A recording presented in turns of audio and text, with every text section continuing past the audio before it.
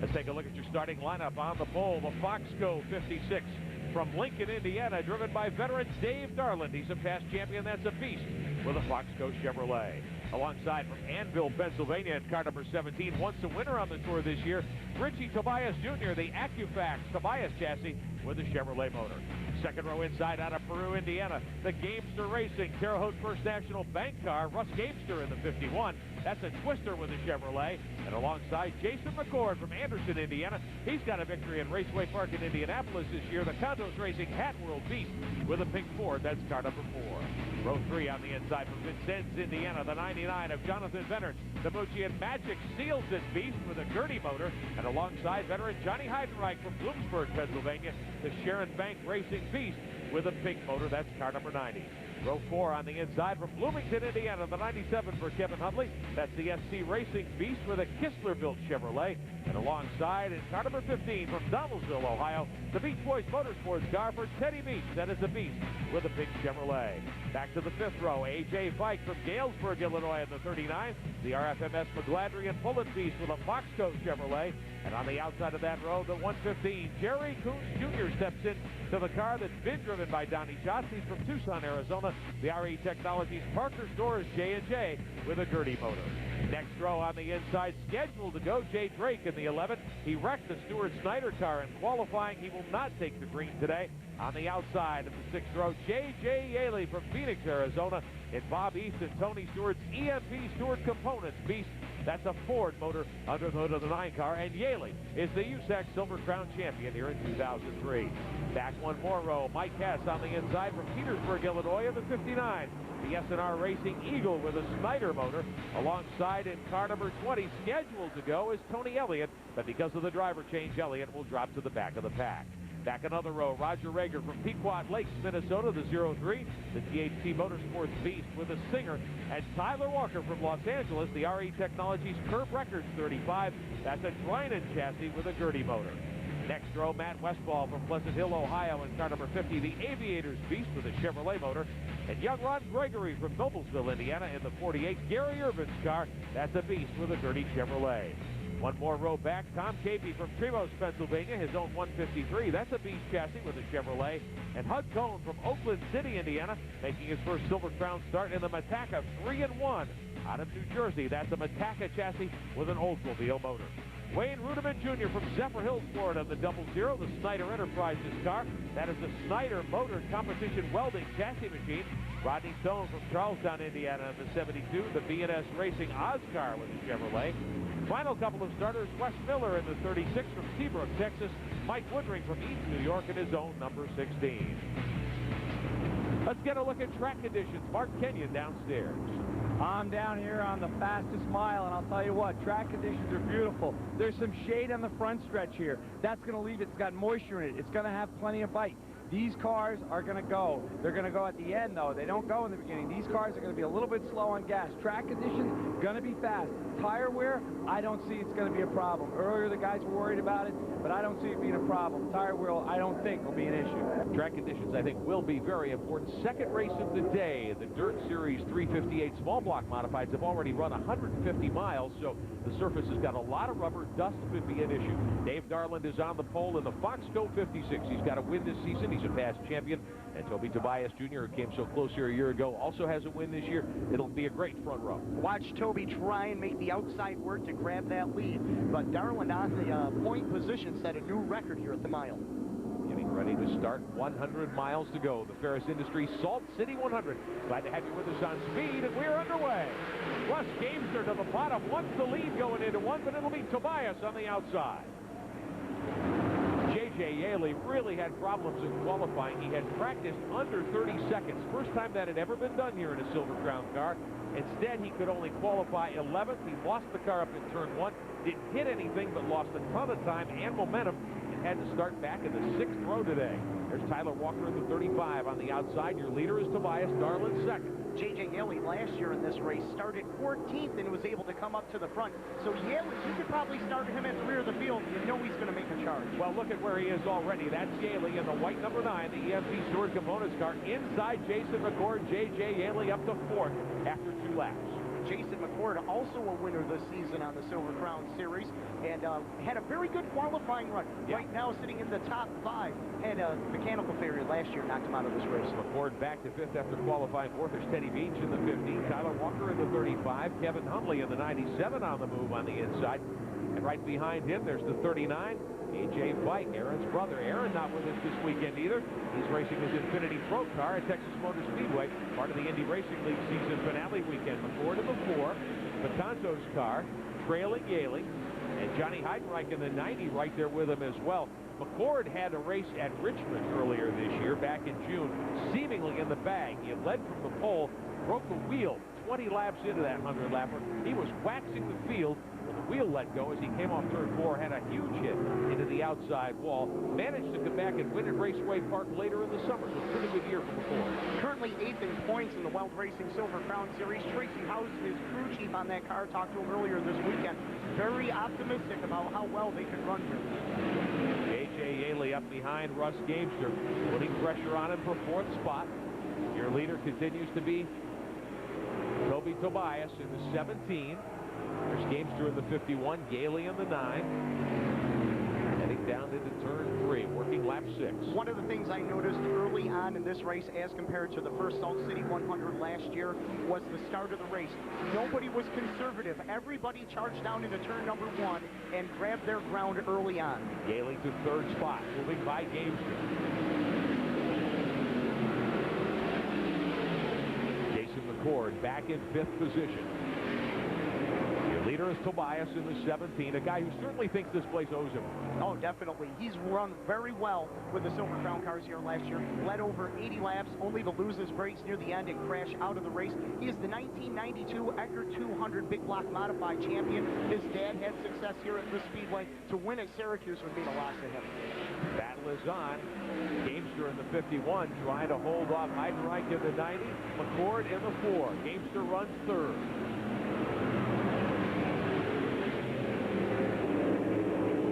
Trouble. The 99 of Jonathan Bennard has gone up the racetrack, stopped short of the wall. Bennard in the Mucci Magic Seals at 99 has stopped on. Tobias fans forever, and especially for Rich. This would mean everything to him, and we're all rooting for him. Tobias and J.J. Yaley up front at Syracuse. Shane, as Yogi Berra would say, it's deja vu all over again. But here comes Yaley, the series champion, on the inside, down into 1. J.J. gets the drop on Tobias. Toby Jr. comes right back at him, but it's Yaley with the lead off turn 2. We saw this same exact move last year in the Salt City 100, but it was only with 3 laps remaining. This time, earlier in the event, J.J. Yaley looking to put a stamp on a fine season. J.J. Yaley gunning for his 4th Silver Crown win of the season. He has been crowned the champion a couple of weeks back at Tulsa, Oklahoma. And he opens up a 12-car length lead over Tobias down the front straightaway. 26 of the 100 miles are on the board here at Syracuse. 3rd spot belongs to Dave Darland. Russ Gamester is 4th. Johnny Heidenreich is 5th. And they came into this weekend with a little bit of a different strategy. Last year, the points came down to the final weekend of racing. This year, they can come right out and race. 6th in line, a car that was very strong here a year ago, the Parkersville 450. Jerry Coons Jr., first ride in that car this season. The lead from Donnie Schatz, but he's on the move up through the field. And Coons put on a spectacular show last year as him and Johnny Heidenreich, J.J. Yaley, and Toby Tobias really put on a great battle for that number 1 spot. Finished 2nd last year, actually set the track record in qualifying 1 year ago, and that was broken this year by Dave Darland. Yaley, Tobias, Darland, your top 3. Gamester is 4th.